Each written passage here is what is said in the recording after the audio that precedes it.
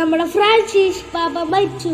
നിങ്ങൾക്ക് ഈ ഫ്രാൻസിസ് പാപ്പനെ പറ്റി അറിയോ? ഫ്രാൻസിസ് പാപ്പയ്ക്ക് കൊറേ പേരുണ്ട്. കൊറേ യാത്ര പോണ പാപ്പ, പാവങ്ങളുടെ പാപ്പ, കരുണയുടെ പാപ്പ, മാറ്റങ്ങളുടെ പാപ്പ, പിന്നെ ഞങ്ങളെ പോലെയുള്ള കുട്ടികളുടെ പാപ്പ. 1936 പാപ്പ ജനിച്ചത്. 1969 പാപ്പ അച്ഛനായി. പാപ്പ എത്രനായതെന്നറിയോ? 1992. പിന്നെ 2001 കർദിനാളായി. ഫ്രാൻസിസ് പാപ്പ എന്ന പാപ്പ എന്നറിയോ? 2013. എത്രമാത്ര പാപ്പയാണെന്നറിയോ? 263 പാപ്പ. 12 വർഷമായിട്ടേ ഫ്രാൻസിസ് പാപ്പ നമ്മുടെ പാപ്പയാ. ഇനി മുതൽ പാപ്പ എവിടെയാണെന്നറിയോ? ഈശോയുടെ അടുത്ത്.